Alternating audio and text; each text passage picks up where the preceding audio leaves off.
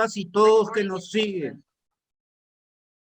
En nombre de la Presidencia, el Comité Directivo y el Consejo Consultivo de la Asociación Latinoamericana de Sociología, saludar este conversatorio de día en el marco del Prealas Perú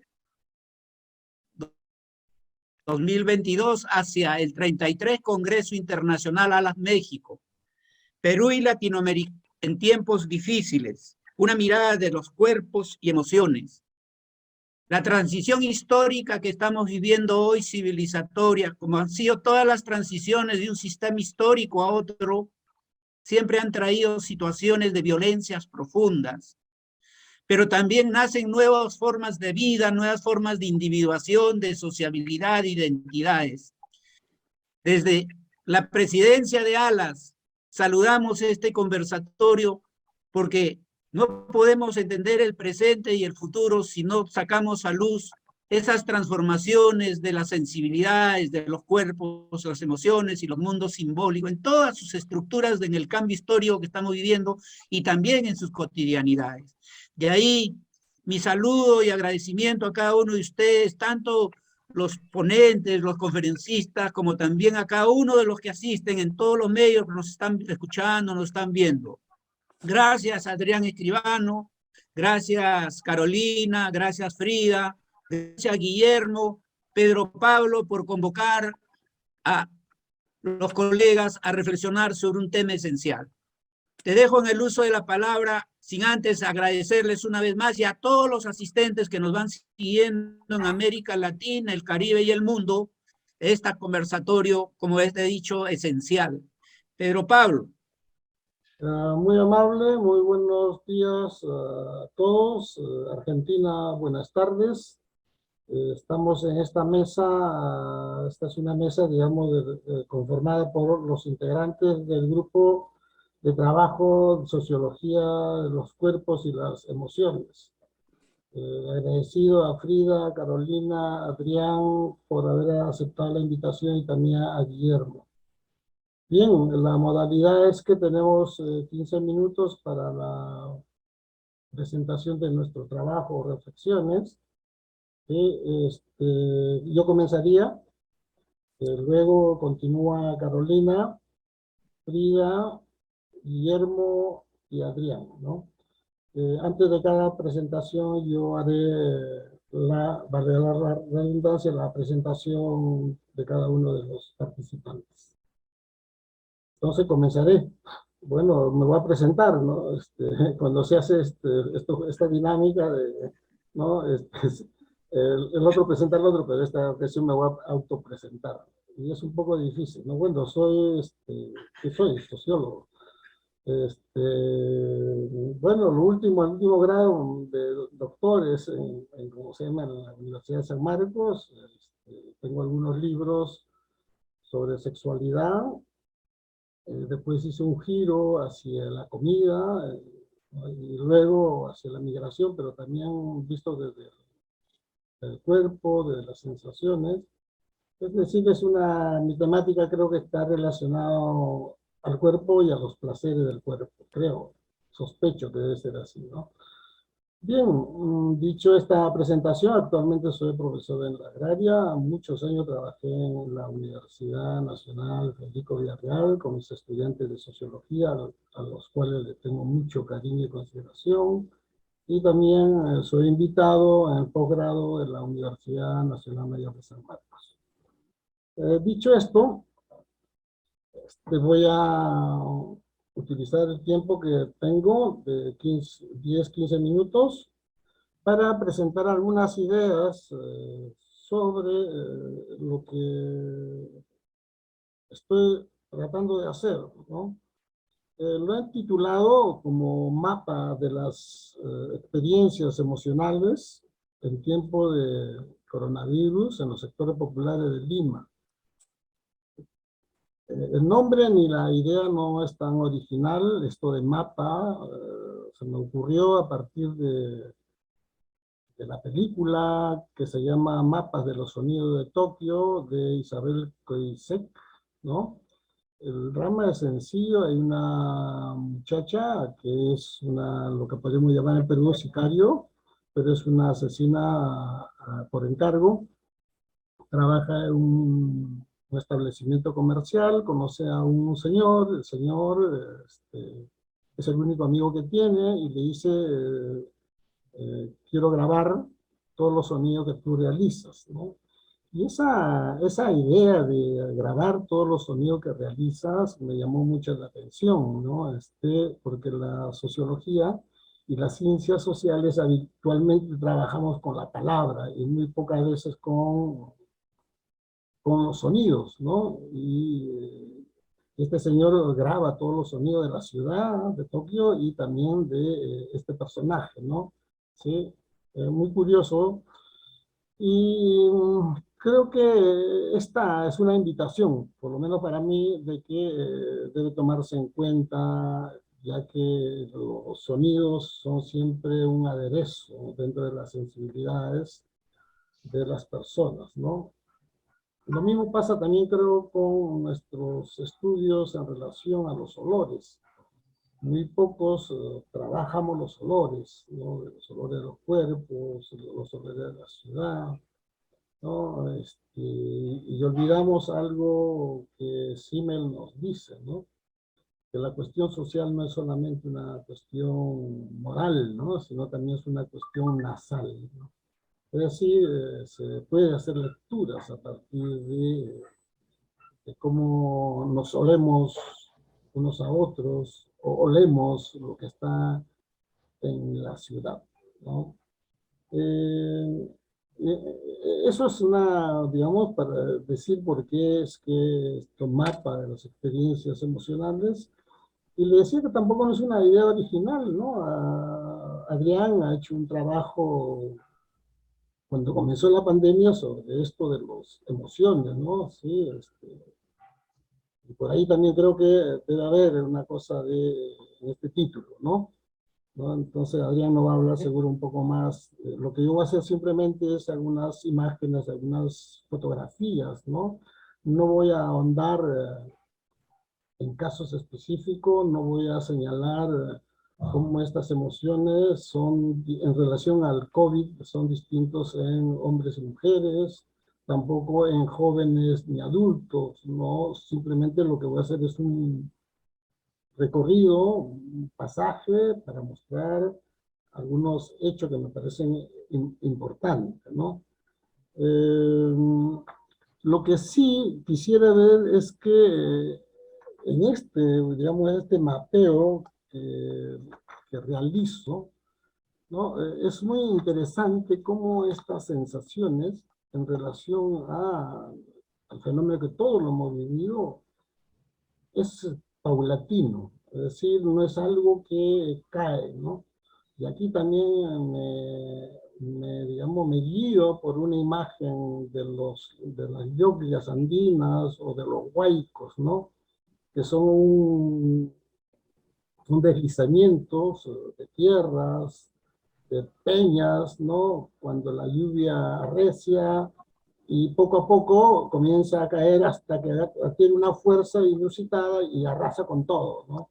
En este caso, en los personajes del que he tomado testimonio, arrasa toda la estructura emocional que tiene la gente, ¿no? Porque es un fenómeno muy nuevo y preocupante, ¿no?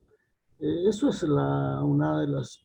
Y hay una mezcla, una entremezcla de esas emociones, sensaciones con lo que va pasando en el contexto, con lo que va pasando en su cuerpo, con lo que va pasando en sus sensaciones, y en esos instantes las historias de las personas, las historias familiares, todo se junta para generar una manera de sentir lo que está pasando. Es decir, no son sentimientos, digamos, automáticos, como toda emoción, no es, la emoción es automática, sino que va emergiendo, pero va tomando cuerpo, ¿no?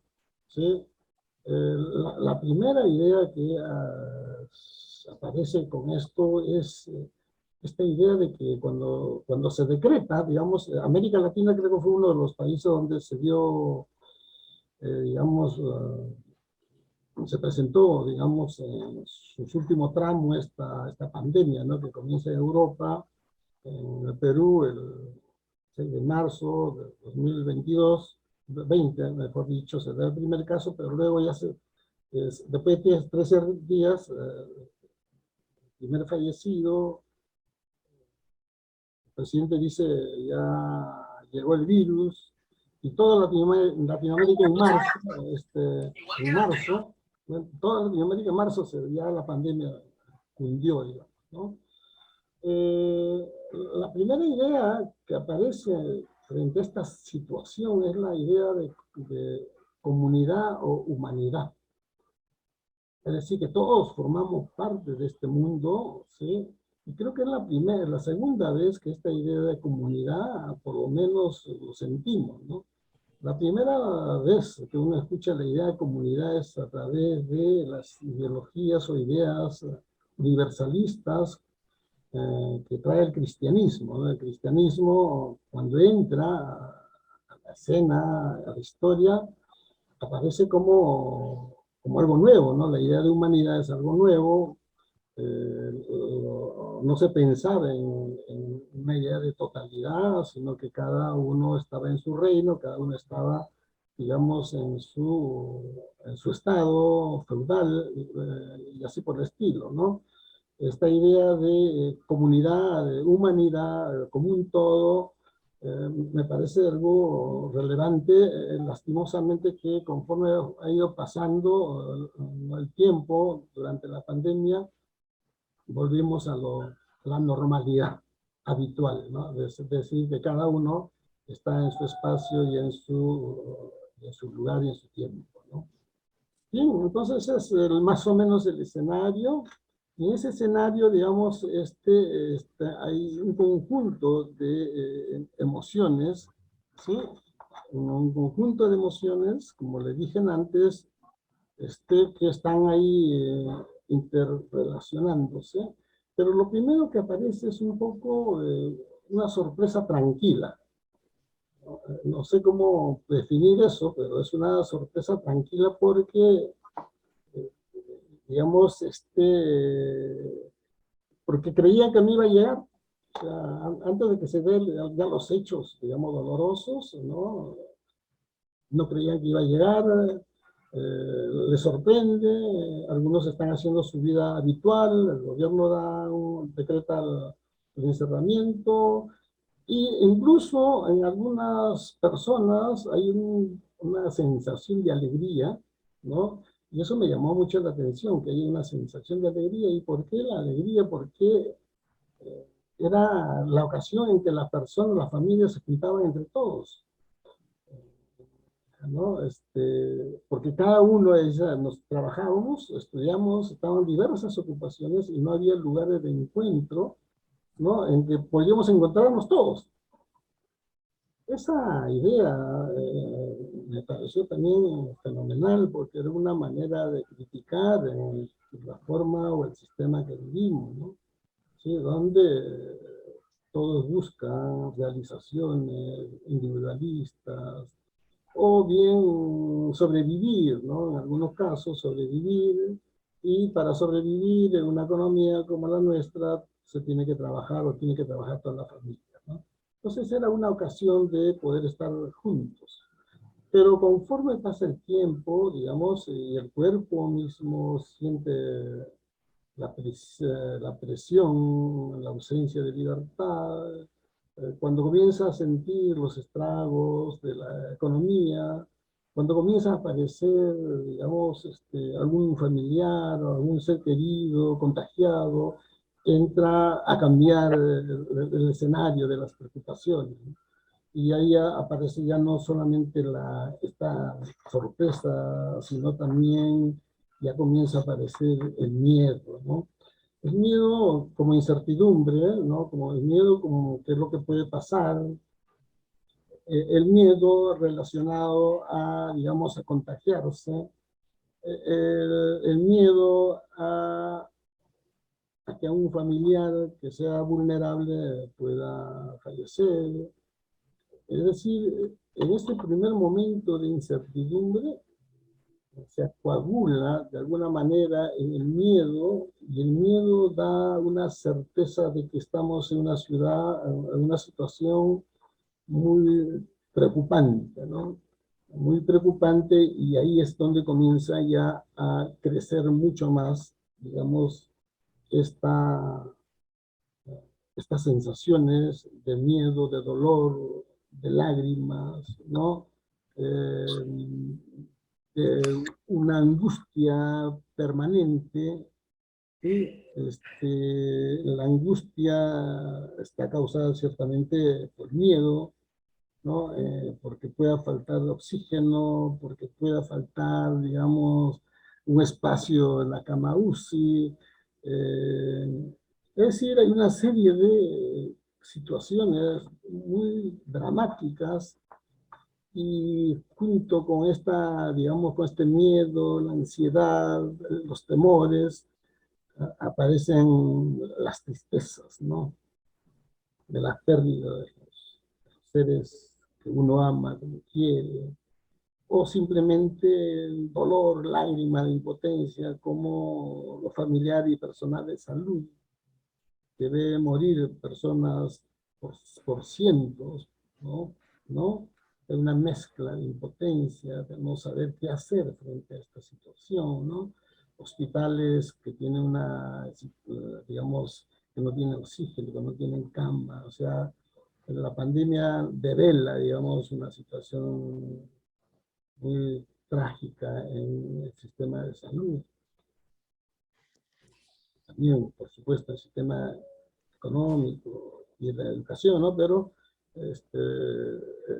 las enfermeras sienten esta impotencia.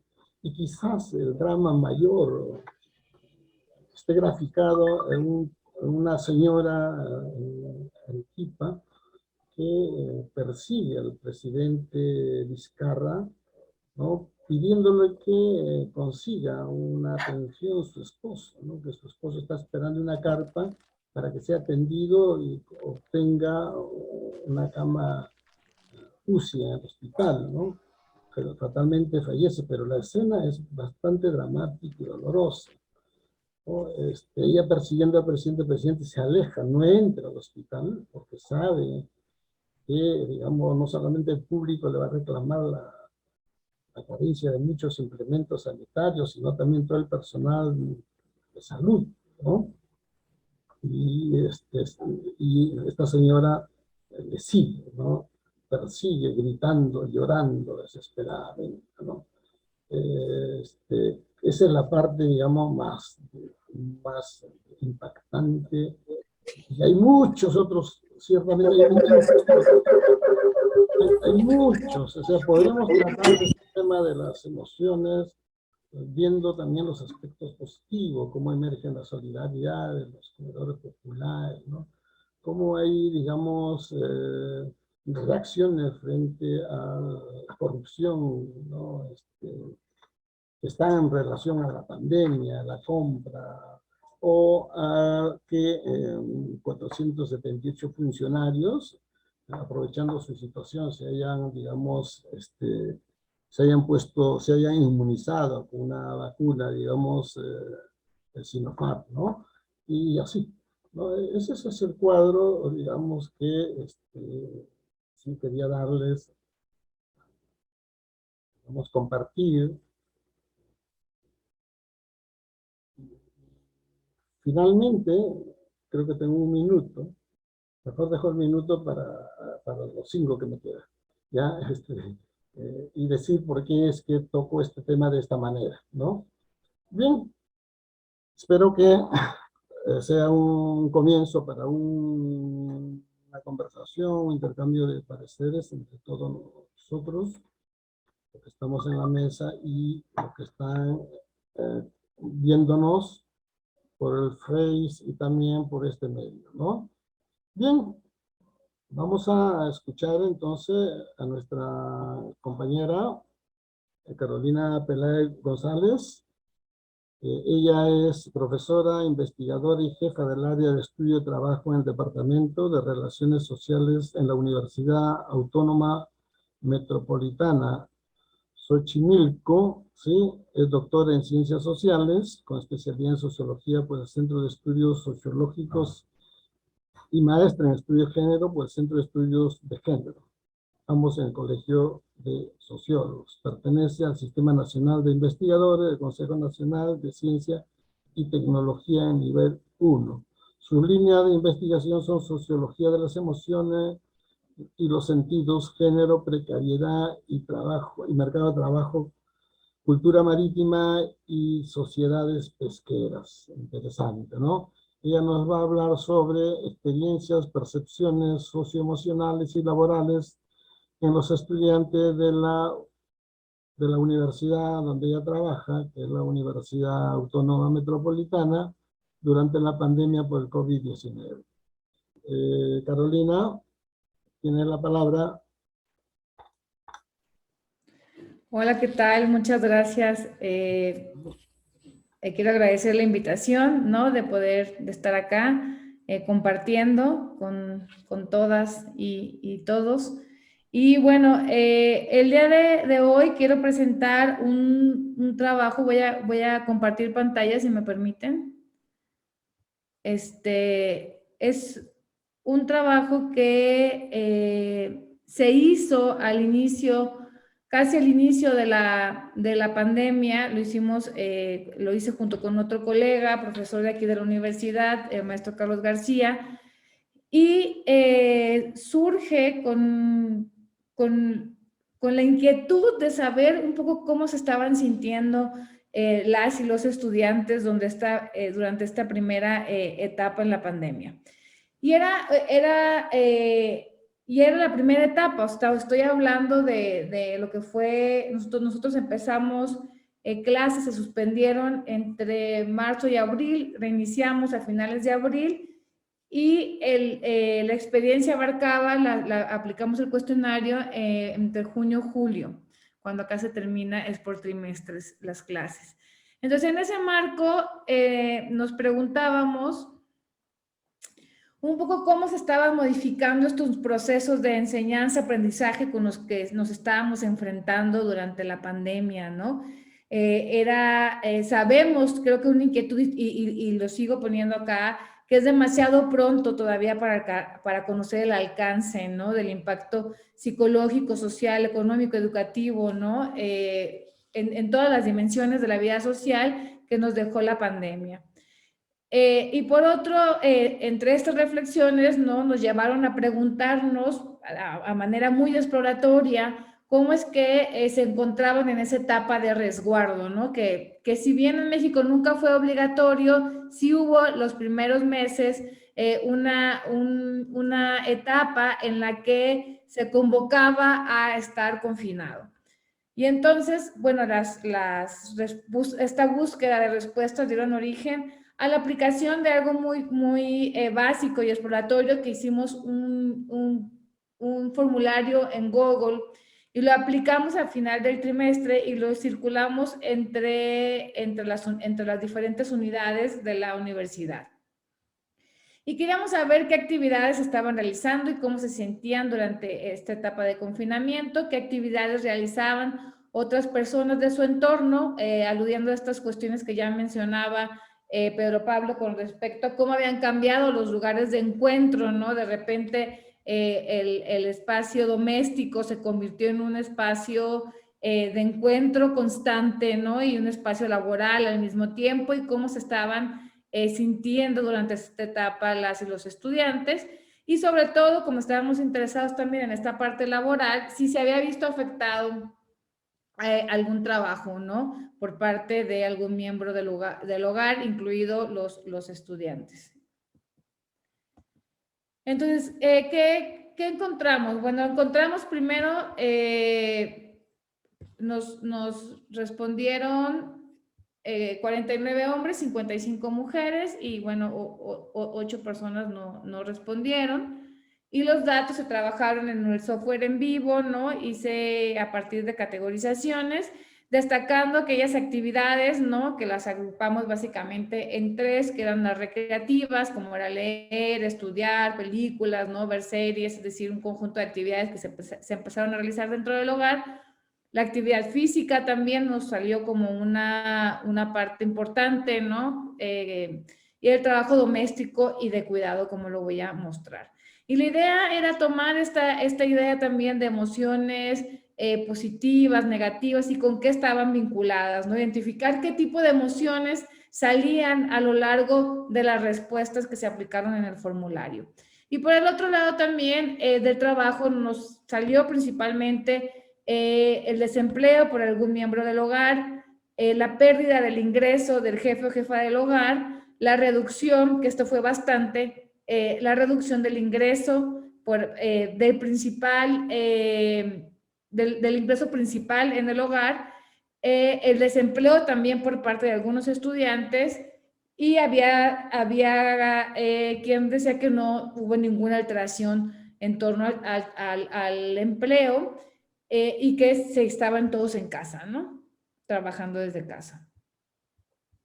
Entonces, bueno, ¿cuáles son estos como anclajes analíticos desde los cuales se partieron? Y era esta idea de estudiar también las emociones, no a nivel únicamente individual, sino también estos anclajes entre diferentes niveles analíticos, ¿no? Partiendo de que es posible articular la forma en que las personas perciben el mundo en el que viven y también despliegan un conjunto de prácticas sociales frente a situaciones estructurales determinadas como las que estamos todavía viviendo en algunos contextos y sobre todo en esta primera etapa de la pandemia. Y en esta idea de que, tomada de un autor que es Jonathan Turner, ¿no? De que las emociones también están estratificadas, se distribuyen de forma estratificada a lo largo de la estructura social, ¿no? Y que también las emociones nos permiten ver esos procesos de desigualdad, incluso también son un agente activo en sus formas de estructuración, ¿no? Es decir, las emociones son también medios simbólicos institucionalizados que forman parte en la manutención de los procesos de estratificación social. Deja avanzo.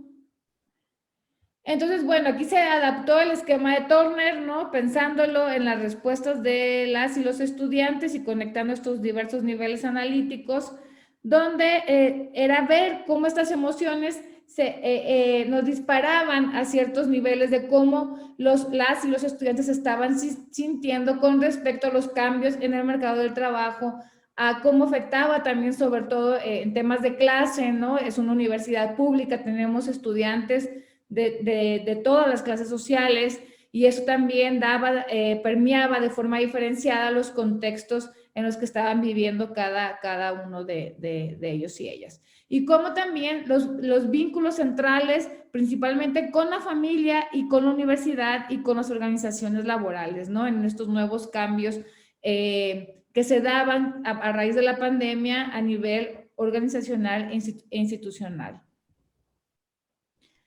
¿Qué vimos en esta primera mirada? Bueno, había un clima emocional de ciertas emociones negativas generalizadas que era de esperarse, ¿no? Con la pandemia, a raíz del confinamiento o también el peligro en ese entonces por la exposición al virus. Recordemos que en este momento en que se aplicó no había vacunas, no sabíamos muy bien cómo se comportaba el virus, ¿no? Entonces permeaba miedo generalizado a lo largo de las respuestas. Sin embargo, lo que nos dimos cuenta es que este tipo de emociones tendían a profundizarse cuando la situación laboral del hogar había vivido un proceso de precarización por la pandemia, es decir, cambios muy fuertes de pérdida de empleo, de fricciones dentro del hogar. Entonces eso tendía todavía a acentuar más cómo el estudiante nos narraba que se estaba sintiendo, cómo escribía que se estaba sintiendo. Y la otra es que se acentúa la precariedad laboral en esta primera etapa, ¿no? Hay una reducción del ingreso y la imposibilidad de búsqueda para volver a emplearse, sobre todo en México. No tenemos altos niveles de desempleo, pero sí tenemos entradas y salidas muy rápidas, ¿no? Y entonces eso también estaba permeando frente a mercados laborales tan precarizados como los tenemos aquí en México. Hay también, ¿no? Si le quitas la posibilidad de volver a emplearse, genera también contextos, una profundización de la precarización. Entonces, el 67% de las y los estudiantes o sus familias se habían visto afectados sus ingresos o pérdidas definitivas del empleo. Entonces, agarramos este esquema que propone Turner, donde identifica emociones primarias, ¿no? Y después lo que hicimos fue ver nuestros niveles de intensidad a partir bajo, medio, alto, ¿no? Y a quiénes estaban dirigidas estas emociones, ¿no? Había mucho cansancio, muchos cuadros de depresión, ¿no? Decir que se sentían deprimidos, muy fastidiados, con altos niveles de incertidumbre y ansiedad dirigidos al contexto general de la pandemia, a las situaciones laborales, también este yo social que operaba a través del enojo hacia este enojo y fastidio sobre no poder controlar esta situación, ¿no? Por la que estaban pasando, muy cansados con la situación de no poder salir a tomar clases, con la relación con la universidad, incluso con otros miembros de la familia.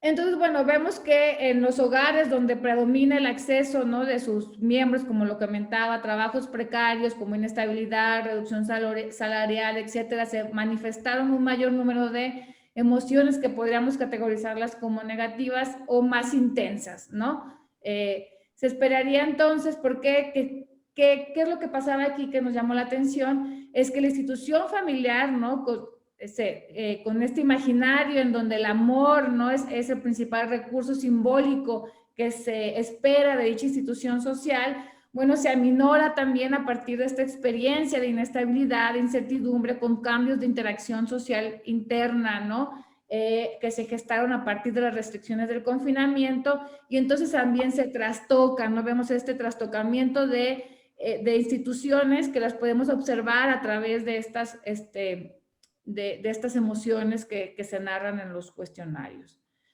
Pero algo que veíamos es que eran las y los estudiantes no son agentes pasivos, ¿no?, en torno, y desplegaban un conjunto de estrategias, ¿no?, cómo hacer ejercicio, cómo tomar cursos, hasta hacer manualidades, estudiar, ver series, películas, videojuegos, ¿no? Se les atribuía principalmente al escenario laboral y económico, ¿no? Pero al mismo tiempo surgía la empatía, ¿no?, frente a la posibilidad de estar en confinamientos frente a otros contextos en los que otras situaciones, otras familias que no podían estarlo.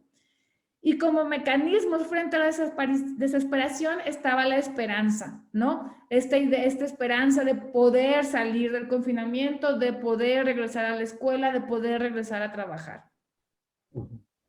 Vimos también, y con esto ya me apuro, ¿no?, un aumento del trabajo doméstico y de cuidado, ¿no?, por parte de las mujeres, por parte de las estudiantes, una sobrecarga de trabajo, que eso nos encontramos también analizando todavía con unos diarios de campos emocionales, pero eso es de otro trabajo.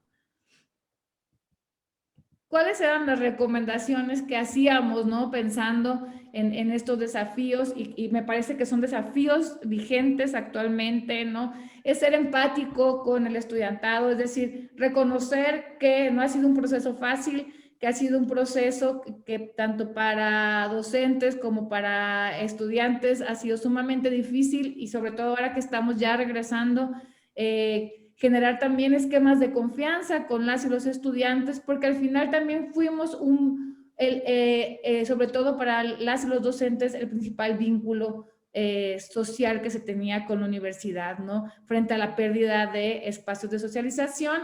Y en la Universidad Autónoma Metropolitana, que yo estoy en la Unidad Xochimilco, pues reforzar las recomendaciones para apoyo psicológico que se tienen dentro de la universidad. Y bueno, con esto terminaría. Muchas gracias. Gracias, Carolina. Dentro de tiempo, muy bien. Ya va adelantando algunas ideas que luego Adrián tocará, como la esperanza, ¿no? Bien, hoy día vamos a escuchar también a nuestra compañera y amiga Frida. Me van a disculpar, está para hacer la presentación de ella. Un ratito, por favor, se me fue la información. A ver.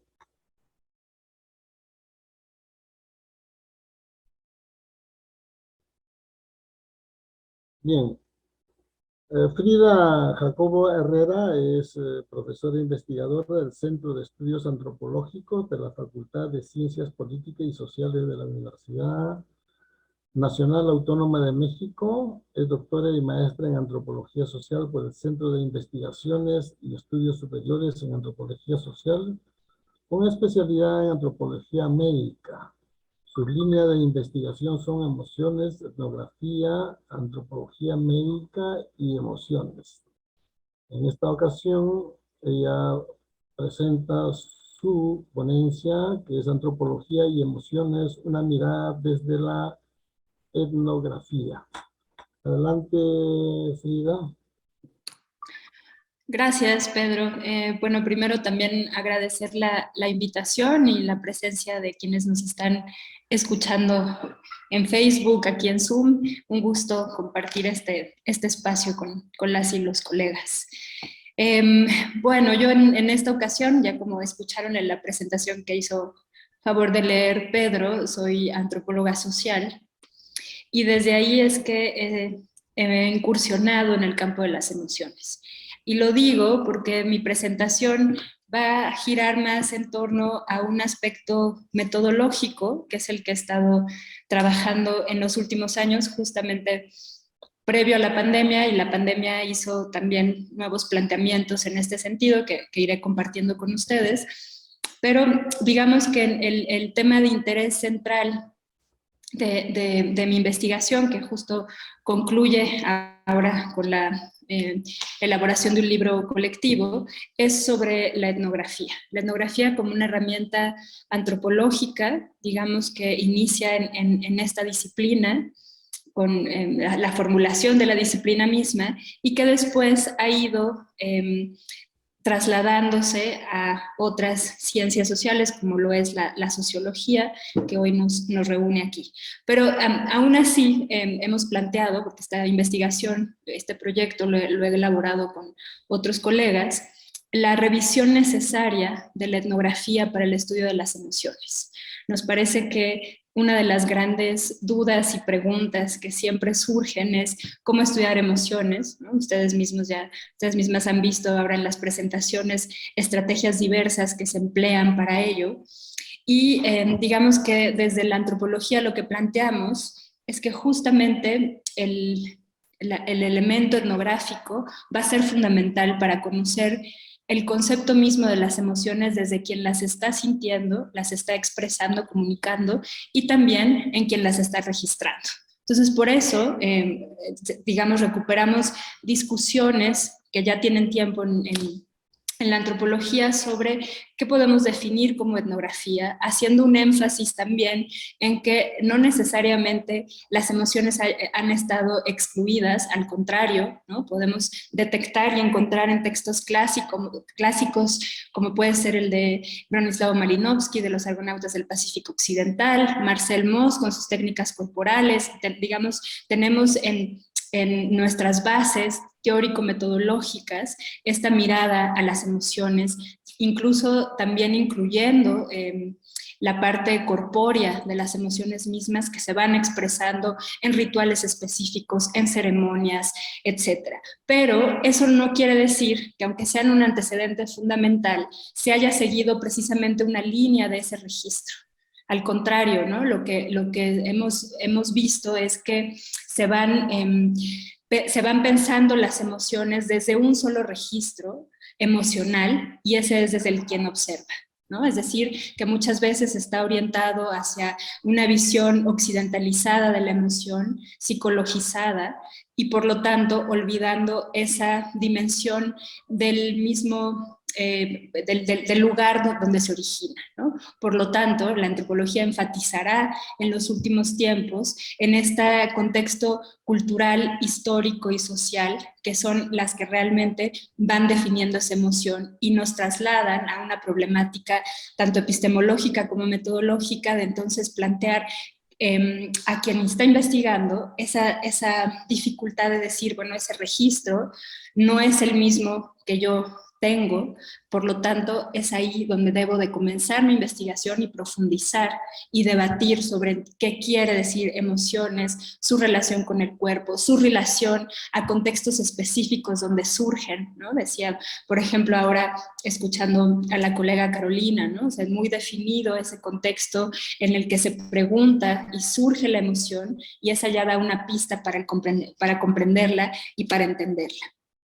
Y entonces esa herramienta que nos permitiría llegar a ello, pensamos que es la etnográfica.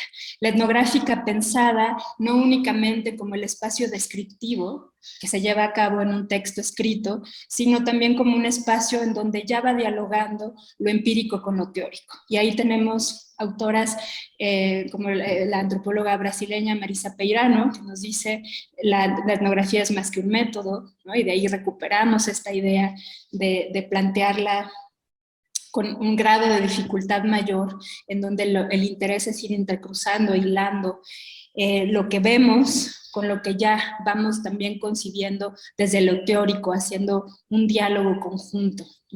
Por otro lado, también tenemos otros autores, como el autor inglés Tim Ingalls, ¿no? Que nos hace justo esa observación de decir, este exceso de todo llamarlo etnografía nos trae un problema a la disciplina misma, ¿no? De saber identificar entonces qué entendemos por etnografía, qué entendemos por trabajo de campo, y entonces, y por observación participante, que sería la otra gran herramienta del trabajo de campo, para que podamos distinguir y poder sostener que, digamos, que en la práctica antropológica lo que interesa o lo que estaría ahí en el fondo es poner a interactuar los mundos y las visiones diferentes, y en este caso las visiones otras de las emociones, ¿no? Y poder dar voz y entendimiento desde dónde surge.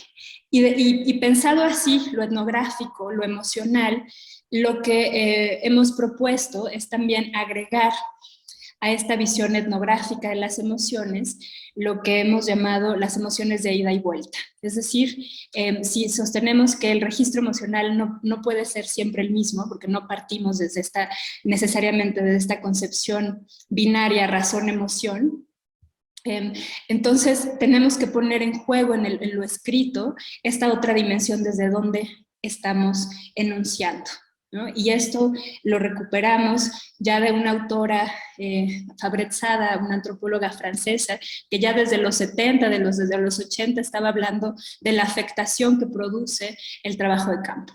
Y cómo esa afectación, que podemos entenderla como estos profundidades del trabajo, ¿no? In situ, en el lugar, en el contacto, que nos hacen lo que después otra autora inglesa recuperará como un reflejo relacional, ¿no? Como ese reflejo que podríamos pensarlo como un espejo en donde el autor, la autora de esa etnografía tendrá que también trabajar o mostrar esas interpelaciones que provoca el campo de estudio y en dónde está. Y en lugar, porque esto digamos que ha sucedido, ¿no? que se ha destinado espacios muy particulares para poder contar esa experiencia. Pero decimos, si en lugar de alejarlo de nuestra práctica académica lo incluimos, es una vida metodológica muy interesante, porque entonces expone del lugar del que partimos y el diálogo que tenemos con las emociones en las que nos enfrentamos. Entonces, un poco la invitación ha sido a recuperar esa afectación, a recuperar ese reflejo relacional que practicamos en campo para poderlo llevar e incorporarlo a la construcción de conocimiento. Entre más nos adentramos a esos espacios en donde estamos haciendo observación, más reflejos encontramos y más reflejos podemos registrar. Entonces, esto es, digamos, la propuesta de pensar desde la etnografía las emociones, y ahora pensando con este reto que representó la pandemia y el COVID-19, pues se vuelve de mayor pertinencia, desde mi punto de vista, porque lo que más se nos dificultó en la práctica antropológica fue la realización de trabajo de campo. Tuvimos que recurrir a otras estrategias, como también estamos viendo en las exposiciones y seguiremos escuchándolo, a encontrar recursos que no necesariamente son los etnográficos in situ, ¿no? Sino que son etnografías digitales, son recursos del Zoom, de las entrevistas, del WhatsApp, de todo este otro mundo, en donde entonces volvemos al cuestionamiento de cómo podemos llegar a esas emociones, cómo podemos relatarlas o encontrarlas sin estar contacto cara a cara, sin estar haciendo la observación de lo que sucede. Entonces, nuevamente, por eso pensaba yo que esa reflexión la podemos llevar a estas nuevas estrategias metodológicas que van surgiendo y que, por ejemplo, en lo que hemos desarrollado, una que surgió con mucha fuerza fue la recuperación de las autoetnografías, en donde justamente el sujeto que investiga es el que tiene que mostrar su registro emocional, eso de lo que les hablaba hace un momento, para poderlo contraponer con aquello que está dialogando. Porque recordemos que la autoetnografía no es que se convierta en un relato privado y personal, sino que es un relato privado y personal, pero que hace eco con esos otros relatos del tema que nos interesa. Y justo la pandemia lo que nos provocó fue esa recuperación de situarse, ¿no? Desde lo etnográfico, pero autoetnográfico, y tratar de recolectar todas esas descripciones de vivencias y ponerlas en relación en esos dos niveles, ¿no? El nivel individual, personal, que permite entender y empatizar con las emociones, porque estábamos y seguimos, ¿no? Sumergidos en esa incertidumbre del virus, y dialogarla hacia afuera. Entonces, esa fue una estrategia recurrida que amerita, digamos, una revisión al tema, ¿no? Insisto en que la autoetnografía se ha venido trabajando en la antropología, pero de manera bastante marginal, me atrevo a decir, ¿no? Y que en estos tiempos surge como una herramienta muy posible para ubicar y colocar las emociones, que sería lo que nos va, pues lo que nos reúne hoy aquí, y que sería otra de las propuestas metodológicas que hemos ido abordando, que, insisto, revisa qué significa la etnografía y revisa estas nuevas formas posibles de acceder a las emociones e identificarlas dentro de un contexto propio, y como sabemos, que no solamente se resuelven en lo individual, sino que están inscritas en un contexto social, cultural e histórico, y qué mejor momento, ¿no?, que situar a quien las observa, como lo fue la pandemia que nos está tocando, bueno, ya vivir un poco más amablemente, pero que marcó sin duda todos estos ejes tanto de investigación como metodológicos. Bueno, pues yo aquí me quedaría y quedo atenta si alguien tiene algún comentario. Muchas gracias. Muy amable, Frida. A continuación vamos a escuchar a nuestro amigo, compañero y profesor Guillermo Nubet. Él es sociólogo, historiador, psicoanalista en formación. Eso es lo que señala su historia. Se desempeña como catedrático en la Universidad Mayor de San Marcos. Es autor de innumerables ensayos, libros, como por ejemplo La desigualdad es una bandera de papel, antimanual de sociología peruana, pero el clásico, el libro clásico de él es El laberinto de la soledad. Por lo menos los que leemos sus escritos lo consideramos un clásico, ¿no? De repente Guillermo no lo considera así. Entonces, adelante, estimado Guillermo. Tu micrófono. Gracias, Pedro Pablo. Un saludo a quienes están en estos momentos presenciando el evento de Prealas. Colega, mi compañero de universidad, Jaime Ríos, me había propuesto si podía mencionar algunas ideas al respecto. Entonces, muy rápidamente, mencionaré algunas consideraciones más teóricas o académicas sobre la sociología de las emociones. Bueno, de paso he dicho es interesante porque el primer libro que publiqué hace ya un montón de años se llama El conflicto de las sensibilidades. Y en ese momento pues sonaba como una cosa medio inusual. Y bueno, ahora pues el tema de las sensibilidades, que antes era algo, un terreno más propio de la estética, la historia del arte, ahora pues está de lleno en el campo de la sociología.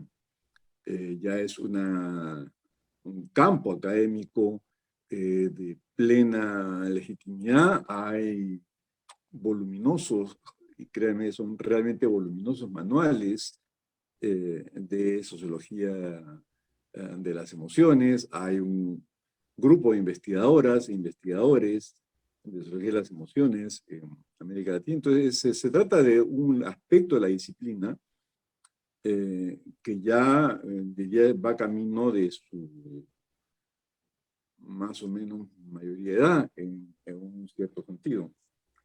Entonces quería hacer algunas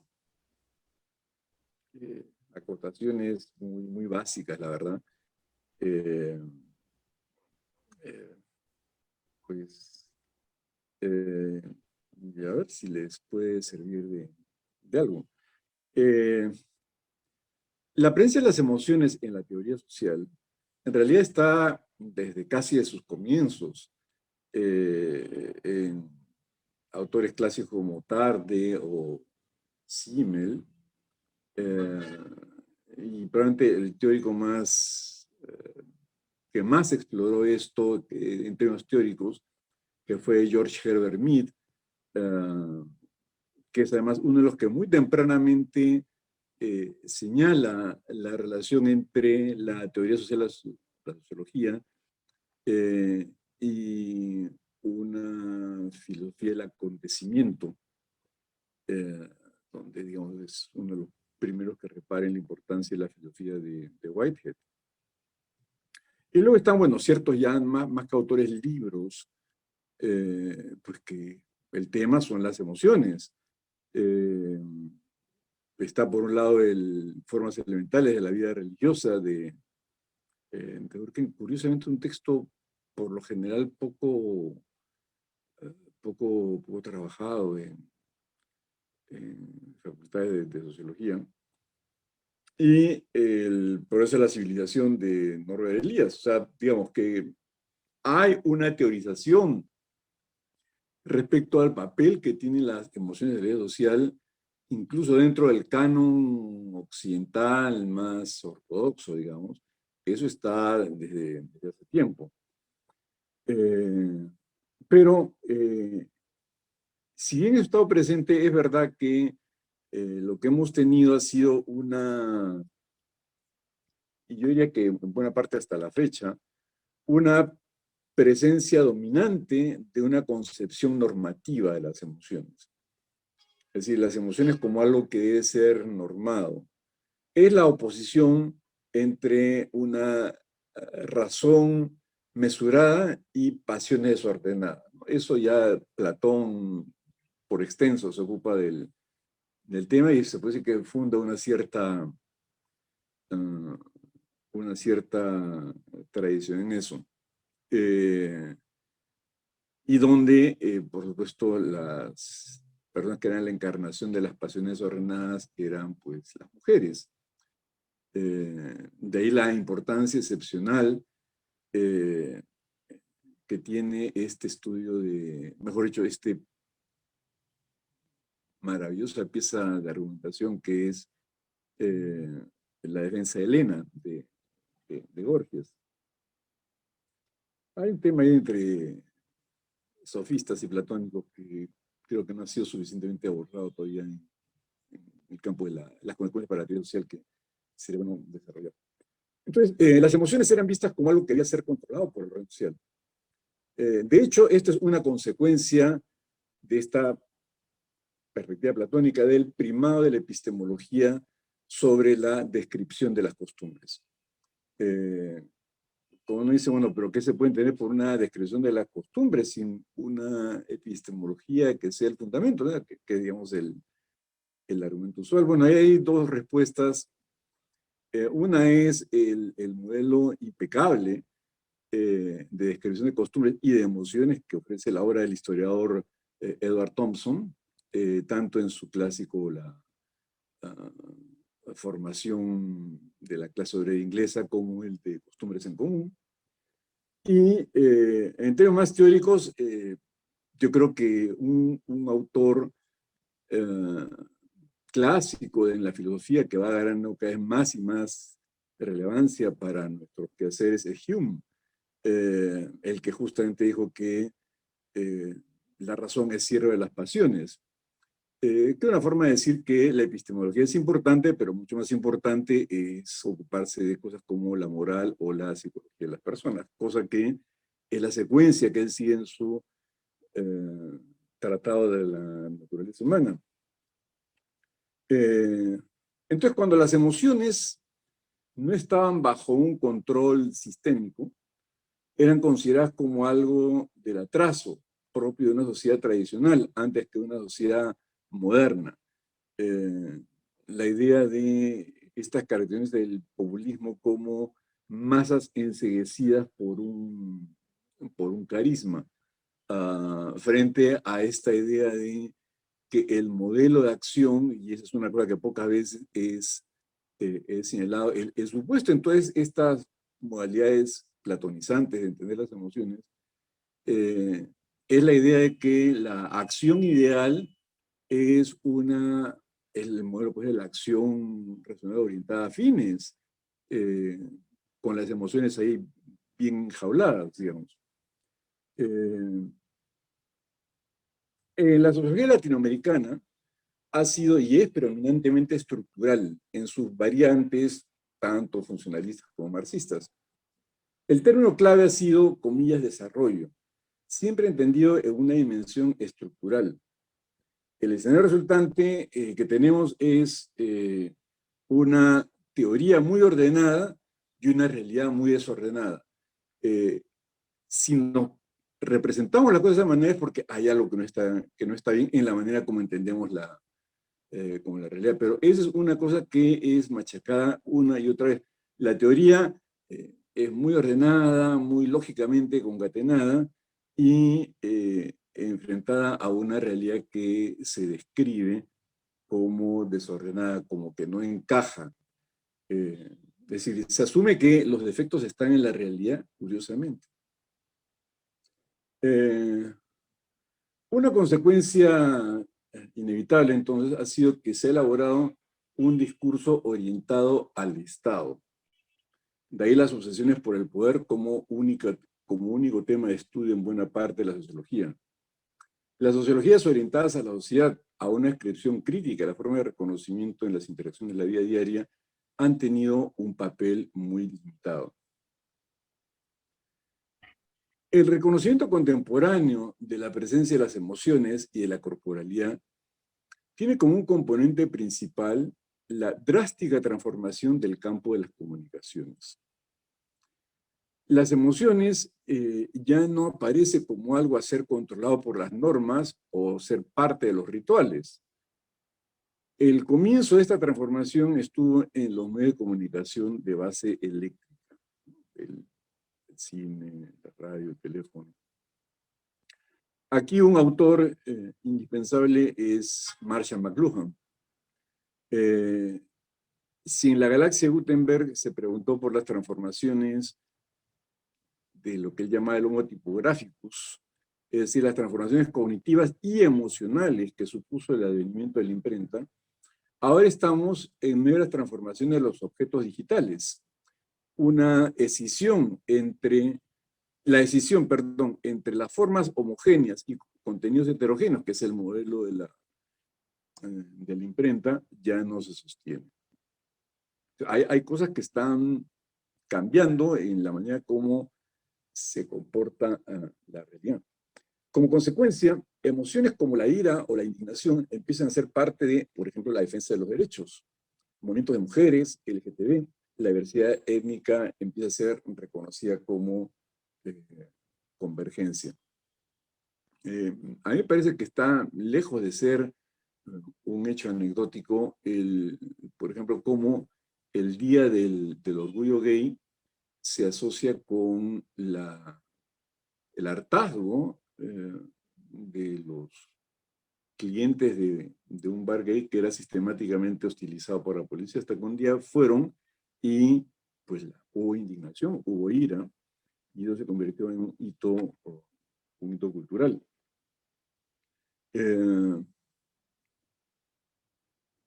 Yo creo que esta dimensión emocional de la vida pública es el principal soporte de las democracias contemporáneas, que están cada vez más sometidas a exigencias de la participación ciudadana.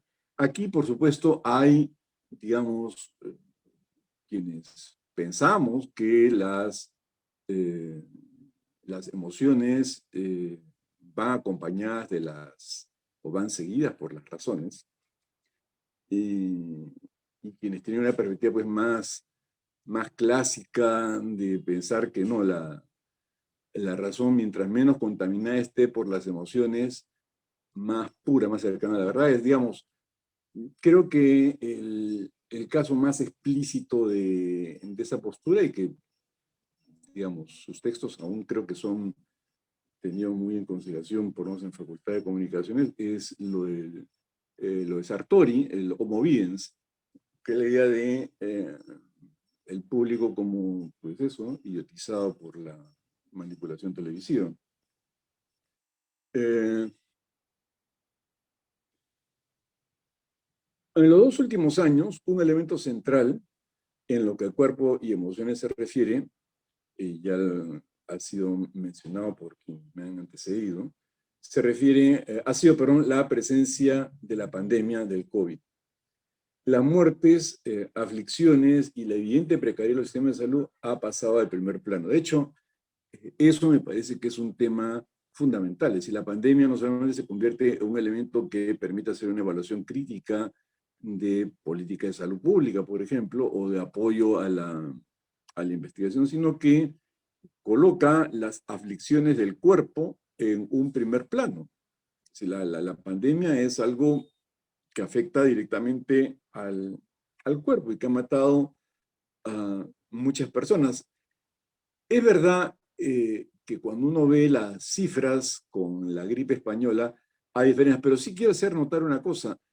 La atrocidad de la gripe española, que tiene una mortalidad mucho mayor que el COVID, ha pasado desapercibido. Por ejemplo, para quedarnos en el campo de la sociología, nada menos que Weber fue víctima de la fiebre española, y eso nunca fue tema de relevancia, incluso en alguien que es probablemente el más audaz explorador de la mente humana y de sus emociones, como Freud.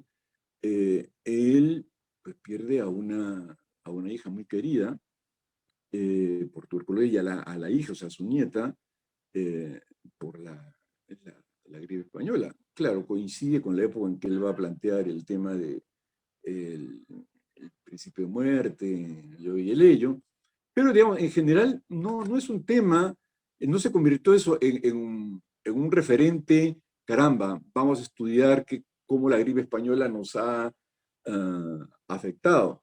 En mi opinión, una de las razones está medida por esta revolución en las comunicaciones, que ha hecho que ciertas cosas, la revolución de las comunicaciones, perdón, y el cambio climático, es decir, esta oposición entre el cuerpo y el alma, entre los seres humanos y los no humanos, pues ya como que difícilmente se sostiene. Entonces es un poco el momento en el que estamos. O sea, viene esta epidemia, pero hay una epidemia en la que estamos mucho más atentos, más sensibles a verlo no solamente como un fenómeno médico, sino con las ramificaciones en toda la esfera social.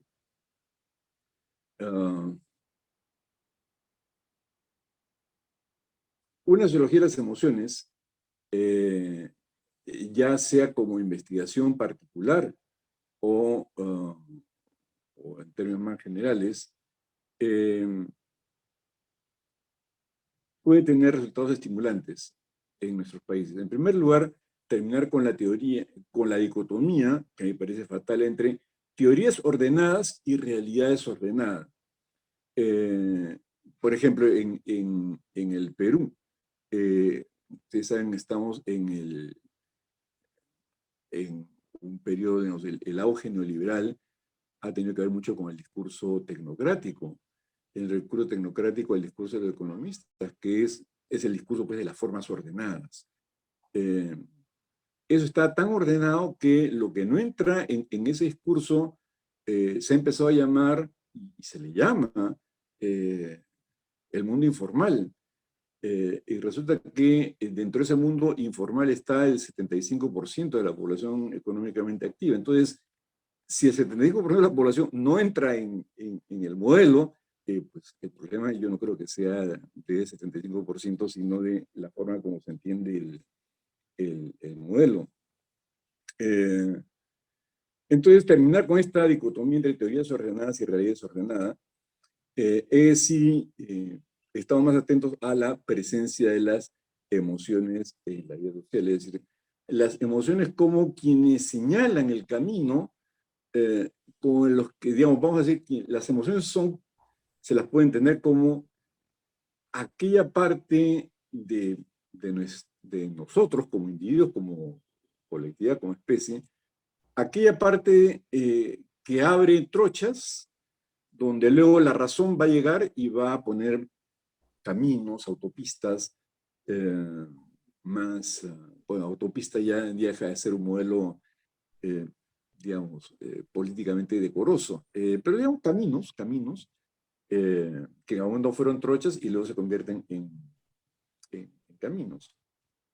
Guillermo, en esta circunstancia de virtualidad, ¿cómo se pasa el papelito diciendo que ya es tiempo?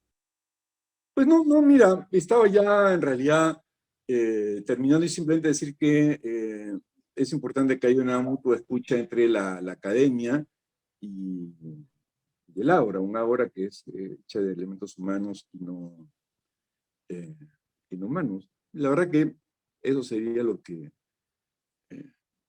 tenía que decir. Se debe preparar una exposición, la verdad, hecha en bloques, así que en el momento en que viene el corte, pues no hay ningún problema. Muchas gracias, Pedro Pablo.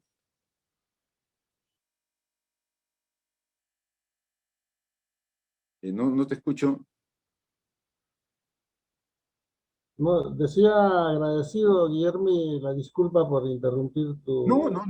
Por favor, al contrario, estaba sin el reloj a la mano, entonces por eso te agradezco más bien mucho Muy bien. que me hayas evitado la impertinencia de extenderme. Bien, Guillermo, gracias por la comprensión. Vamos a escuchar a Adrián Escribano.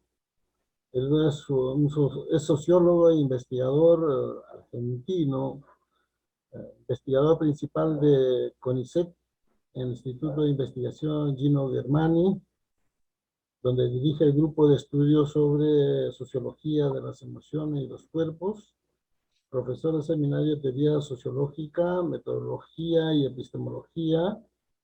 Tiene innumerables publicaciones sobre el tema. Vale decir que también es doctor honoris causa por la Universidad del Altiplano, Puno, Perú.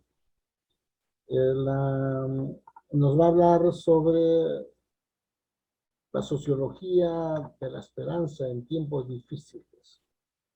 Adelante, Adrián. Gracias, Pablo. ¿Se me escucha? Sí. Perfecto. Gracias, Pablo. Gracias a todos. Muy interesante lo que han manifestado los colegas. Quiero agradecer también a Jaime Río la presentación, a Lalas, a nuestras comunes redes de intercambio. Así que, bueno, muchas gracias a todos los que están presentes, a los que están en Facebook, a los que están acá en el Zoom. Bueno, yo lo que voy a tratar de hacer es un poco pensando también en que seguramente iban a salir todas estas aristas o algunas muy similares. Voy a tomar como el final de algunas indagaciones que hemos estado haciendo, el final en el sentido de que lo estamos presentando ya desde hace tiempo. Estos son trabajos que anteceden a la pandemia, pero también eso significa que es algo que tenemos que decirnos mucho sobre la pandemia, que los tiempos difíciles no solamente refieren a la pandemia, ¿no? Entonces como que son anteriores y también, ¿no? Esta cosa que parece que el baldazo de agua, ¿no? Después de la pandemia, la guerra, ¿no? Y después de la guerra será otra cosa, ¿no? Entonces, bueno, digo. A ver, por eso me urge comentarles algunas de las cosas que estamos discutiendo en base a nuestras investigaciones empíricas anteriores, el tema de esta sociología de la esperanza, que no es nada más y nada menos que un paso, un puente, un bypass, que se abrió entre finales del 19 y el año pasado, donde trabajamos el tema sistemáticamente desde hace ya muchos años, el tema del amor, y pasó a ocupar un lugar central esta otra arista de la vida social que voy a presentar. Así que le agradezco mucho a todos, voy a tratar de compartir pantalla y comenzar un poco la presentación. Veamos entonces. La presentación tiene dos partes. Una muy pequeña, que voy a decir ahora como una especie de, digamos, de punto de partida, para que nos entendamos más o menos de qué estamos hablando y de dónde viene nuestra preocupación por la sociología de la esperanza. Y después, muy breve, porque ya he hecho una presentación hace ya, no sé si 2 o 3 semanas en otra universidad en Perú, he hecho otras presentaciones, así que yo tengo esta idea de no repetirme, y me parece que muy breve voy a dar 4 características o 3 de qué significa hacer una sociología de la esperanza, ¿no? Pero para eso tenemos que primero decir algo sobre la esperanza, ¿no? Es un camino muy largo, ustedes pueden encontrarlo ahí en el libro que tenemos, el audiolibro que tenemos colgado en nuestra web, digamos, nuestro portal del CIE, del Centro de Investigación y Estudios Sociológicos, que lo pueden encontrar como estudiosociológicos.org.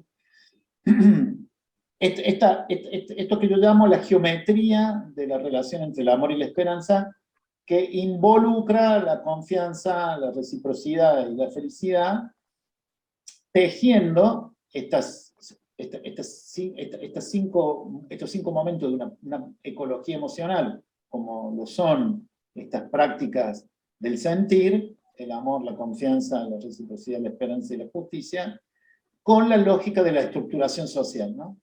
Que ha sido desafiada en el COVID, pero que en todo caso es desafiada por la desigualdad, es desafiada por la distribución desigual de energías, es desafiada por, digamos, el dominio en la lógica del planeta interno, etcétera, etcétera. Y nosotros estábamos pensando justamente esta relación porque nos parecía importante subrayar que la esperanza es esta sumatoria, una sumatoria paradojalmente dialéctica entre autonomía, comunidad, igualdad y justicia, que tiene que ver con estas prácticas que llamamos felicidad, que llamamos reciprocidades y confianza. Para dar simplemente algunos ejemplos, digamos, de lo que más o menos estamos viendo, en mi libro, El amor como acción colectiva, he relegado muchas de estas prácticas, pero acá quería traer las madres de Manguinhos, que es una favela de Río Janeiro, que es una práctica del amor filial que disputa la lesión y la lesión, agresión y desaparición de sus hijos, ¿no? Y que, en todo caso, tiene que ver con esta pregunta sobre cómo uno puede empezar a entender dónde está en este colectivo la lógica por la disputa desde el amor, la lógica de la disputa por el respeto, por la dignidad, por la visibilidad, etc.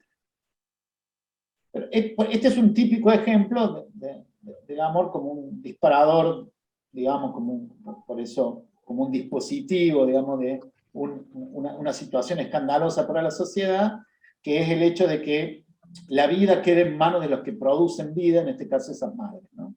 Entonces ahí hay como un diagnóstico, nosotros lo tenemos ahí en el libro, y es un buen ejemplo para pensar que en el medio de un mundo difícil hay un conjunto de colectivos, que tiene que ver con esta lógica, ¿no? Por eso, ¿se me escucha bien? Sí, ¿no? Sí, Adrián, te quedaste en la primera imagen, dicen los... Ah, yo lo estoy viendo, por eso, yo ya, lo ya. veo al otro. Bien, bien, bien. ¿Ahora sí? Sí, te escuchamos bien. Ah, ok, voy de nuevo entonces. Pero la Réstame imagen los está ahí, minutos. Las madres de las favelas. Pero Las no madres cambió de las la favelas. diapositiva. No cambió la diapositiva, Adrián. Bueno, yo estoy cambiándola, ese es el problema. Bueno, no la cambió. No, Bien, mira, vamos a hacer una cosa. Yo lo voy a ir diciendo, pero bueno, no tiene más. ya cambió. Si no te la tengo que mandar y voy a perder unos minutos en mandarte el audio. ¿Querés que te la mande? ¿Y ustedes la pasan? Porque yo la estoy pasando, ese es el problema. A ver, veamos si la pongo en pantalla completa. ¿La ven ahí? Si quieres, mándamela a mí y yo la paso. ¿Pero la ven ahí? Sí, sí se ve. Sí, sí. Incluso si no la amplías, si la dejas así y vas pasándola, la vemos. ¿Y así? Ahí no. Está en la Ahí segunda no. imagen. Claro, ¿no? Bueno, lo digo, mira, vamos a hacer una cosa. Hemos estado 1000 años sin PowerPoint, lo hacemos sin PowerPoint. ¿No? Esto no lo dejo de contar. Así les veo las caras. Listo. Digamos, yo lo que voy a hacer es tenerlo para mí, para la cosa. Pero lo que yo estaba... A ver, una geometría de la esperanza se funda, digamos, en cosas muy concretas, que son prácticas colectivas e individuales que tienen que ver con el amor, la confianza, la reciprocidad y la felicidad. En la lógica yo traía a colación la lógica de la digamos, de la felicidad, como la lógica del amor, digamos, en el caso que estaba trayendo de las madres de la favela, porque era una lógica que nos imputa algo muy interesante.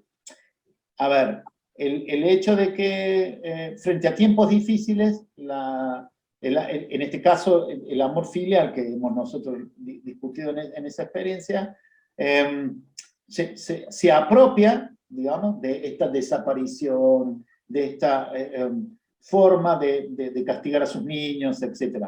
Es una mezcla como de racialización y represión que es contestada con la organización desde el amor, ¿no? Por eso estas madres, digamos, porque decimos, ¿por qué el amor es parte de la esperanza? Porque conduce a la autonomía.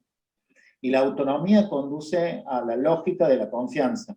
Y yo había puesto en este PowerPoint, que no estoy pasando ahora, al bullying sin fronteras, que es un ejemplo porque la relación de la confianza lleva a discutir la noción de la comunidad, porque es la presencia del otro, como testigo que yo existo, no habría la posibilidad del otro sin el tú.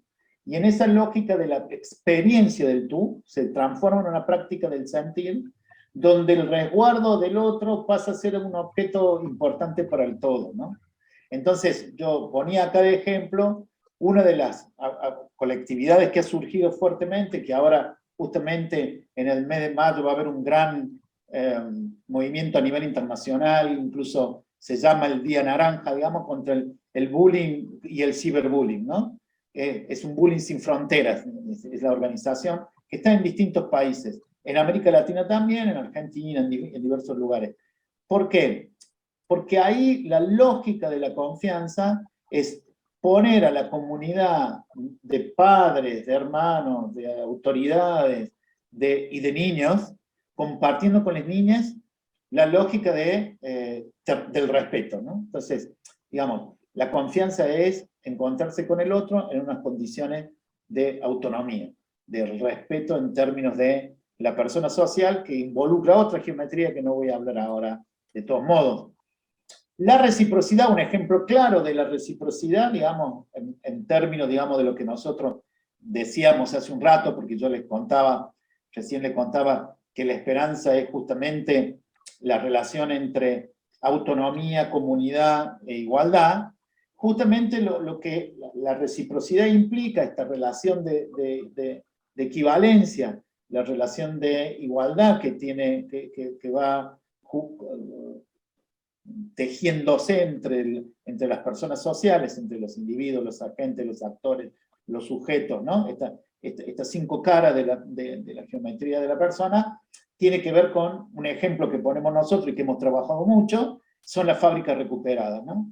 Donde la equidad en el trabajo tiene que ver con la equidad en la paga, pero que lo que supone, ¿no?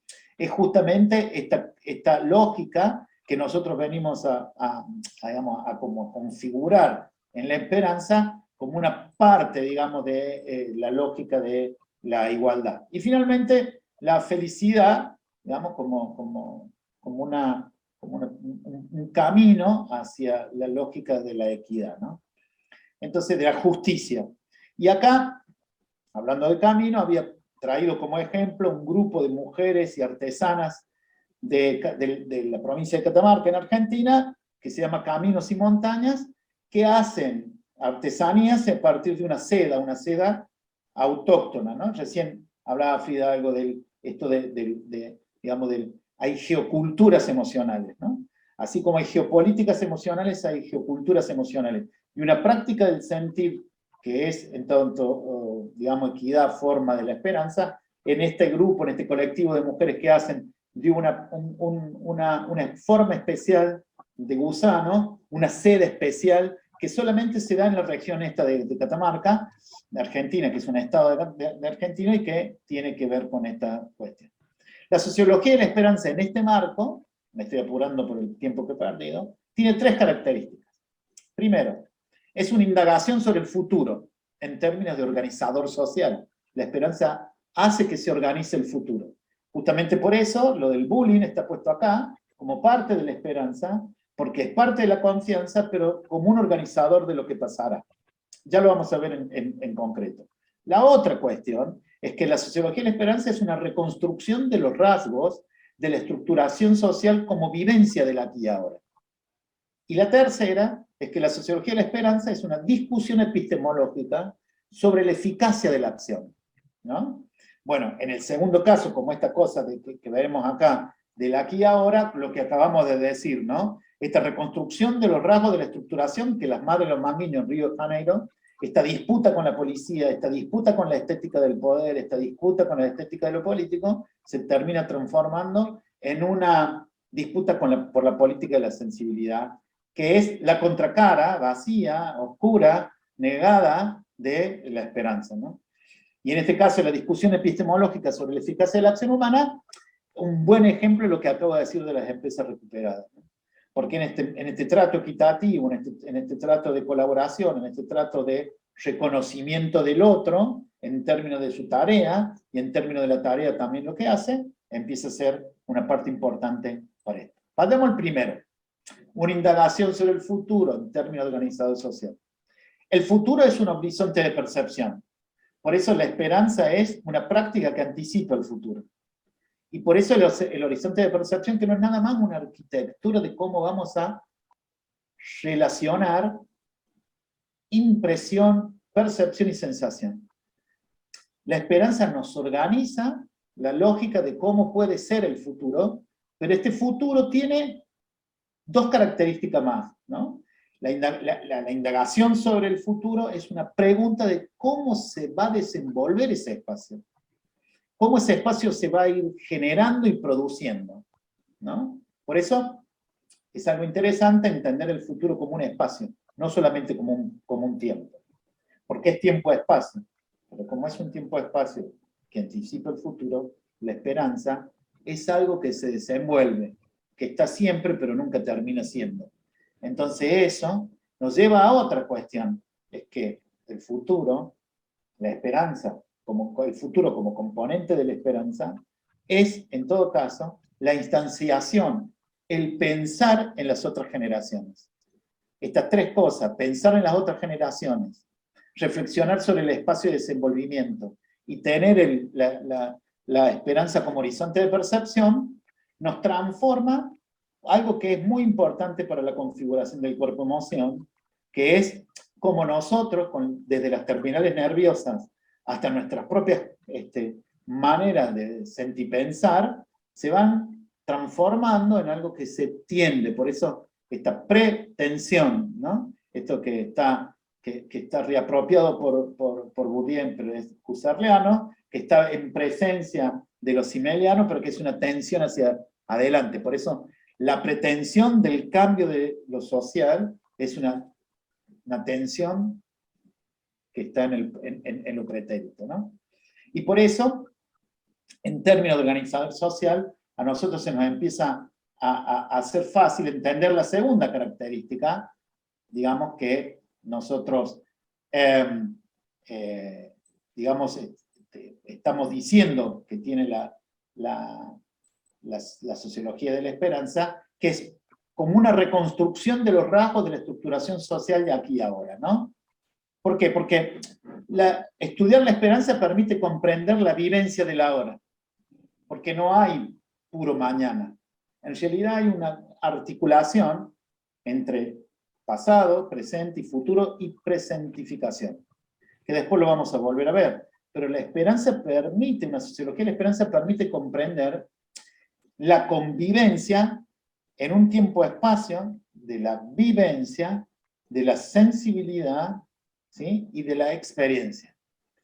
Estos tres momentos que parecen ser distintos, en todo caso, tienen que ver con la sociabilización que tienen nuestras propias emociones.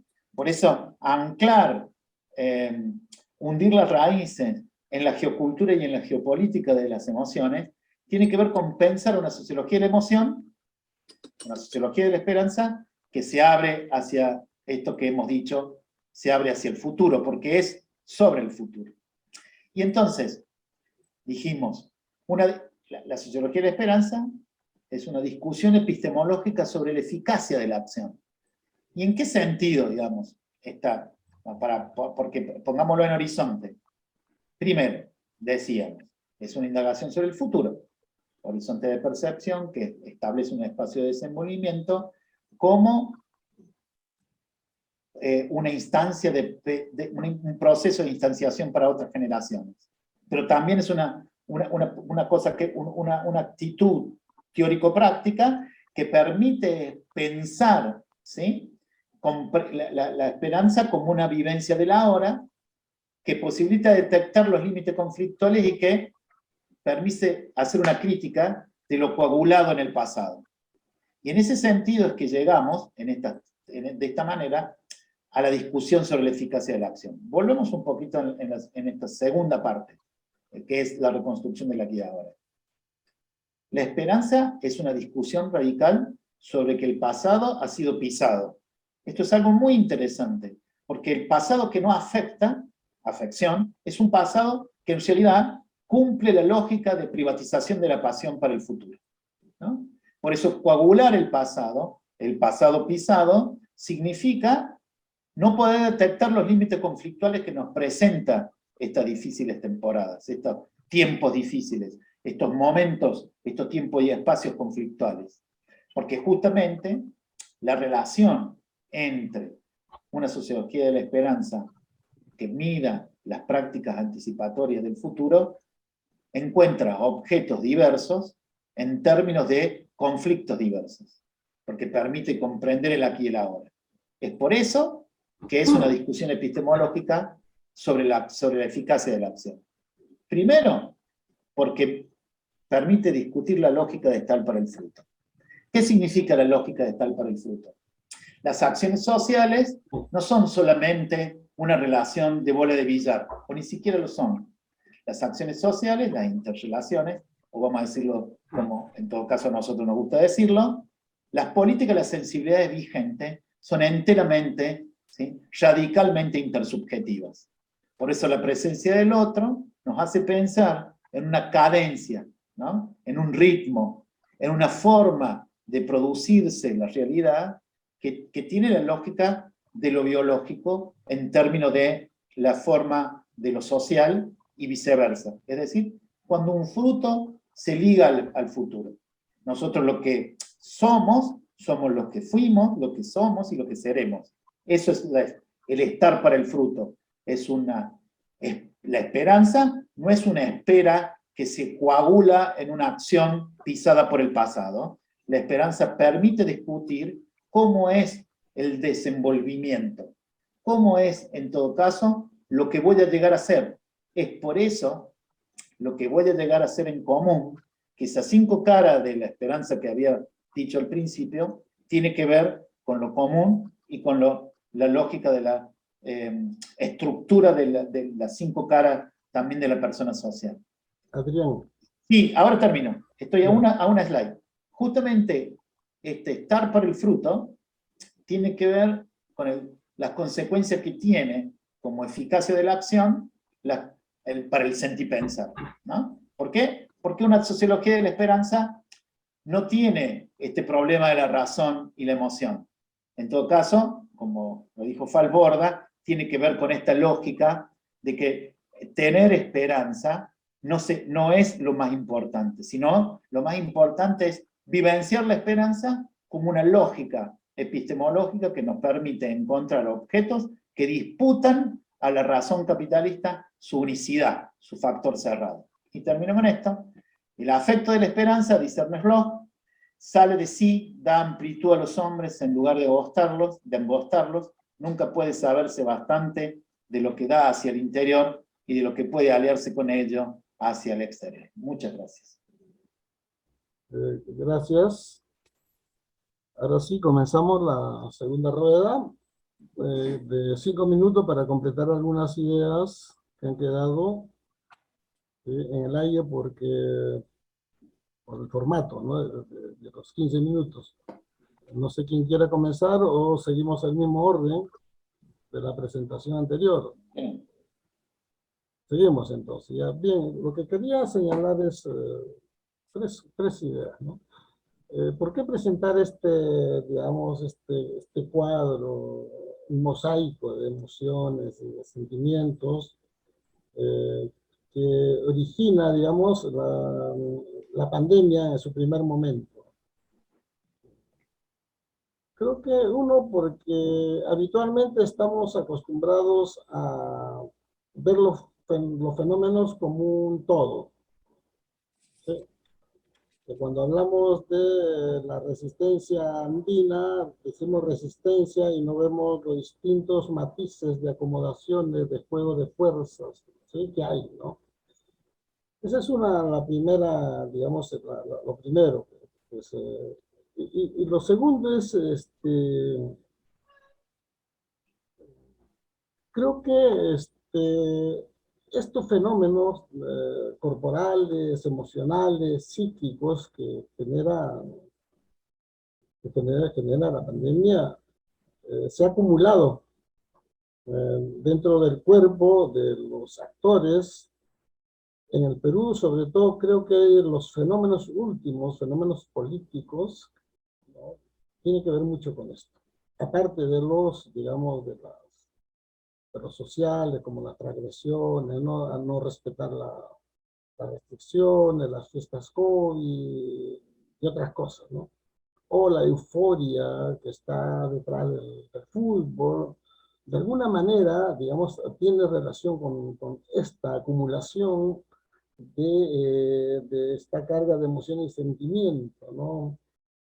Tener 3 presidentes en una sola semana, ¿no? Que los jóvenes del bicentenario salgan, digamos, sin respetar la pandemia, las restricciones, o que, bueno, que es un hecho histórico heroico, incluso la elección misma del presidente actual, Castillo, tiene que ver con los efectos que la pandemia ha tenido en la educación, en la ruralidad, digamos, de la educación, ¿no? Y así por el estilo, podríamos ver. Y el tercer motivo es que las definiciones que tenemos sobre el miedo, por ejemplo, que generalmente se asocia a la pandemia, las teorías que existen sobre eso son hechos en un estado normal, es decir, en un estado donde las cosas se dan, como se dan, digamos, ¿no? Pero estudiar sobre el miedo y los sentimientos en época de pandemia, es decir, en épocas extraordinarias, excepcionales, creo que es algo por hacer, ¿no? Es decir, cómo el miedo se presenta en una situación de excepcionalidad, como en lo que hemos vivido. Porque las teorías sobre el miedo que uno encuentra siempre está relacionado, por ejemplo, a incertidumbre, a no saber lo que puede pasar. Pero aquí hay un momento, como dije en la exposición, hay una incertidumbre en un inicio, pero después hay la previsión de lo que puede pasar, ¿no? Entonces esos matices, ¿no? Esos matices creo que plantean un reto, ¿no? O sea, las emociones y sentimientos en un momento extraordinario como el que hemos vivido y vivimos aún, está, creo, desde mi punto de vista, por hacerse y articularlo, ¿no? A los sentimientos y emociones que sí se dan en una situación de normalidad, ¿no? ¿Sí? Hace poco quería hacer una pesquisa de cómo había sido el amor y la sexualidad en tiempos de pandemia, por ejemplo, que es distinto, yo creo. En otras situaciones los estudiantes me contestaban rápidamente, ¿no? Ahora no, hay digamos, una restricción. Lo máximo que me pueden decir es que no he estado activo, ¿no? ¿Sí? ¿No? Es decir, que no estaba, digamos. Pero ahí está el reto, ¿no? O sea, de cómo el sentimiento del amor y la sexualidad también en una época extraordinaria se presenta y se da. Eso es lo que quería agregar digamos, a la exposición primera que hice, y estoy creo que dentro de los 5 minutos. Bien, Carolina, tienes la palabra. Gracias, Pedro. Pues gracias a todas, a todos por sus presentaciones. La verdad es que ha sido muy enriquecedor escucharles y bueno, yo me quedo con reflexiones en general, ¿no? Vinculando la presentación de Frida con la de Adrián, vinculado hasta nuestra propia esperanza como en estos horizontes, ¿no? De los temas que estamos investigando actualmente, ¿no? Y bueno, creo que pensar estos tiempos difíciles que como bien lo mencionaba Adrián, no se reducen a la pandemia, ¿no? Venimos arrastrando tiempos difíciles que vivimos, ¿no? Actualmente, el contexto de guerra, una pandemia que para muchas no se termina, ¿no? Y me parece que es el mejor momento para reflexionar, ¿no? Cómo esta mirada desde el cuerpo, las emociones, ¿no? Nos permiten ver estas diversas aristas alrededor de diferentes temáticas como las hemos expuesto, ¿no? Que va desde la experiencia de la investigación, ¿no? Desde la experiencia, desde la docencia, desde aquí tenemos a estudiantes también, ¿no? Que han vivido estos tiempos, desde pensar en los sonidos de la ciudad, como lo mencionaba Pedro al inicio, y pensar también temas como desde lo más íntimo, ¿no? Como lo mencionaba ahora. Entonces, me parece que estamos, como lo mencionaba Guillermo hace rato, ¿no? Frente a pues a un campo de estudio que es consolidado, ¿no? Como los trabajos que tienen bastantes ya años haciéndose en diferentes partes en América Latina, nos dan miras, ¿no? A un campo temático cada vez más consolidado y que también tiene más interés. Entonces yo con esto me despido. Un gusto compartir este espacio con todas y todos ustedes. Gracias, Carolina. Frida, por favor. Sí, brevemente aprovecho, en realidad me tengo que desconectar, entonces aprovecho para despedirme. Fue un gusto compartir el espacio y me llevo también como dice Carolina, muchas reflexiones y nuevas ideas de por dónde seguir. Entonces, muy breve, pero sí tengo que correr. No, Muchas al gracias, contrario, Pedro, por la muy invitación. amable, hiciste un sacrificio estar con nosotros, gracias, muy No, amable. fue buenísimo, muy interesante. Muchas gracias. Gracias, muy amable. Hasta Gracias. Por luego. favor. Chao, chao.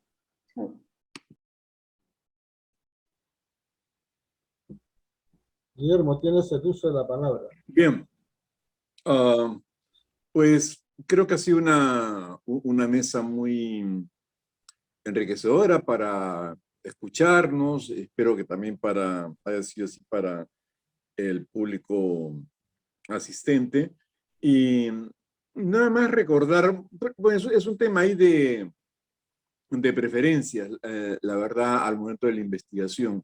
Si uno va a privilegiar la entrevista o la descripción. Yo personalmente prefiero mucho más la descripción, la verdad, porque, digamos, las emociones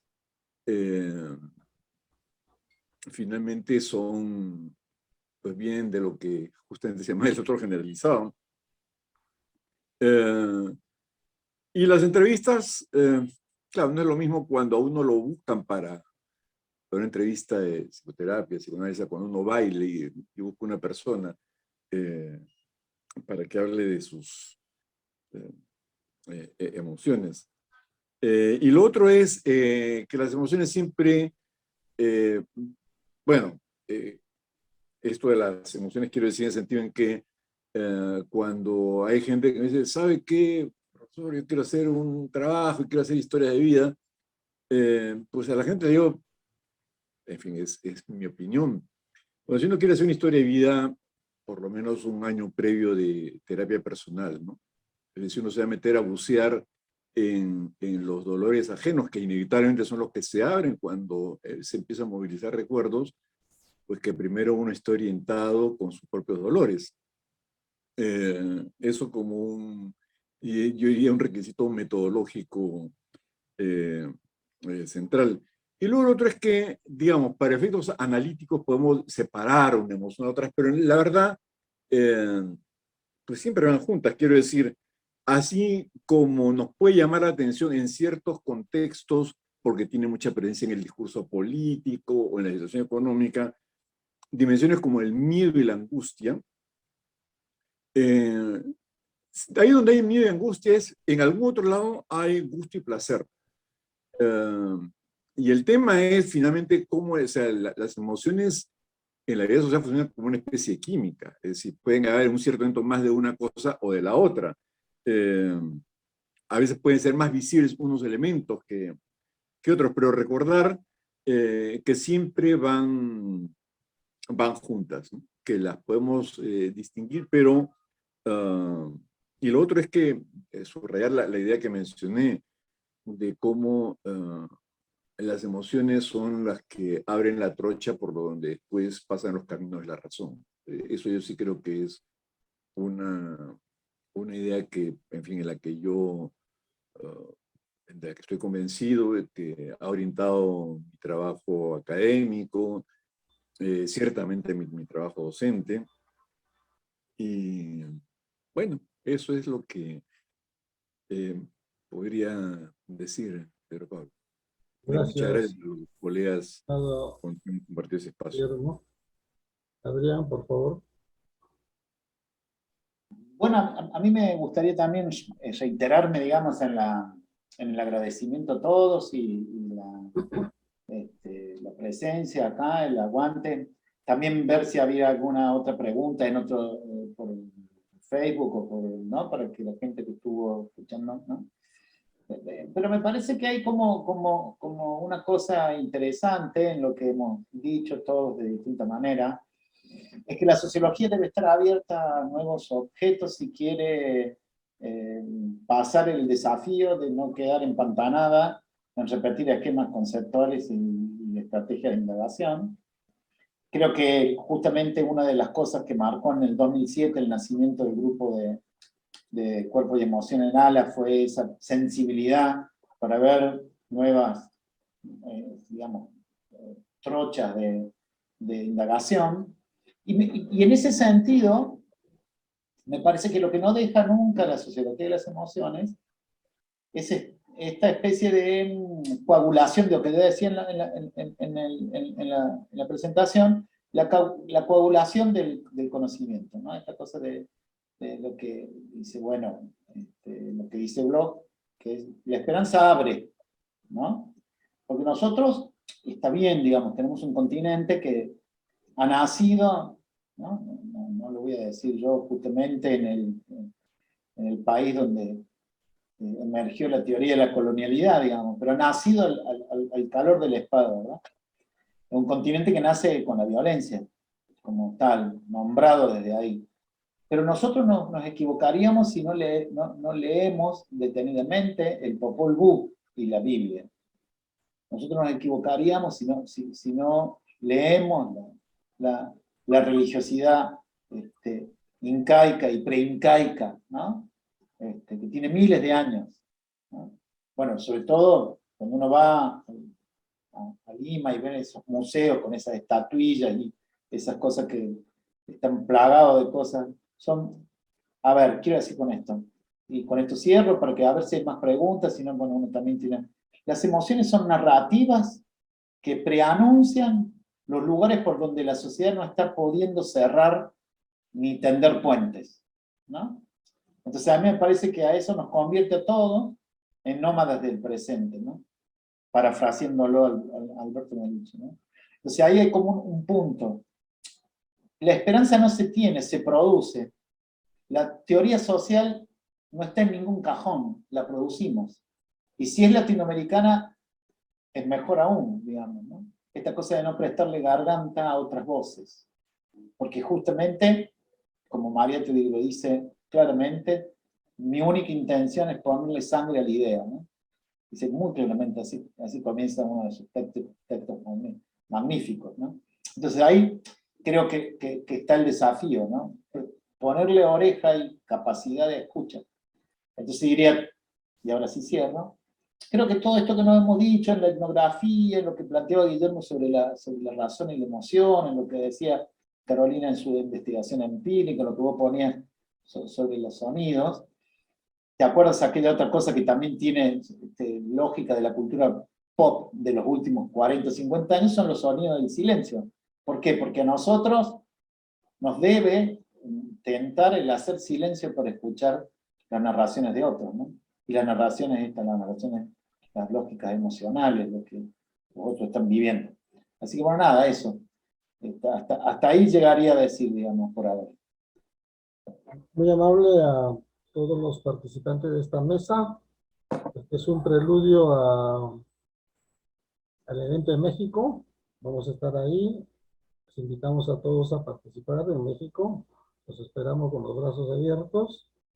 Y simplemente decir a todos los que nos han estado acompañando en el evento un abrazo y muy buenas tardes. Salvo que Jaime quieras decir algo.